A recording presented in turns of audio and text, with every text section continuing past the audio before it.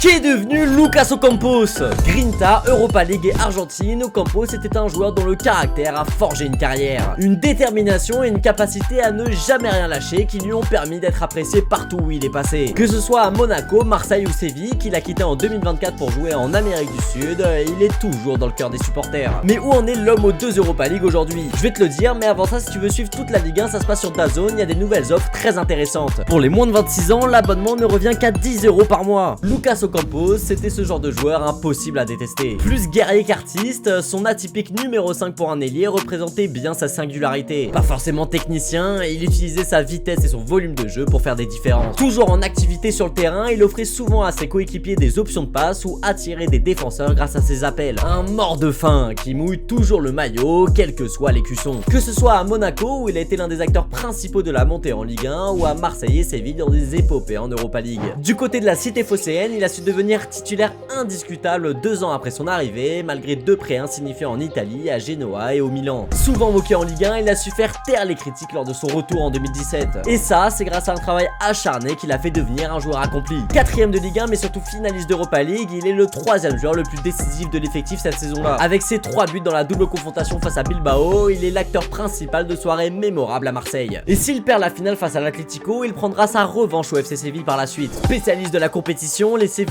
remportent 2 fois le trophée en 2020 et en 2023. Meilleur buteur lors de sa première saison au club, il est aussi l'un des meilleurs joueurs sous Lopetegui. Malheureusement, il a aussi vécu la descente aux enfers du club sur les dernières saisons, devenu une équipe du milieu de tableau de Liga. Malgré tout, Lucas Ocampos n'a jamais quitté l'Andalousie et ces 5 années en ont fait un chouchou du stade Sanchez-Pizjuán. Comme à Marseille, il s'est démarqué par sa capacité à compenser ses lacunes grâce à un comportement exemplaire. Un exemple sur et en dehors des terrains qui lui ont permis de devenir vice-capitaine de l'équipe. Et son départ en septembre 2024 vers Monterrey au Mexique a laissé un vide énorme dans le cœur des Rojiblancos. Désormais en Liga mexicaine, Ocampos n'a pas changé son style de jeu. Il a d'ailleurs été buteur lors du choc face aux Tigres où il a retrouvé son ex-coéquipier André Pierre Gignac. Et s'il n'a pas atteint son plein potentiel, le meilleur espoir argentin en 2012 s'est tout de même bâti une belle carrière. Et toi, qu'est-ce que tu pensais de Lucas Ocampos? Est-ce que c'était un joueur que tu appréciais à Marseille et à Séville ou peut-être à Monaco? Dis-le moi en commentaire. Et si tu veux suivre la Ligue 1 tous les week-ends, ça se passe sur DAZN, il y a des nouvelles offres très intéressantes, surtout pour les moins de 26 ans.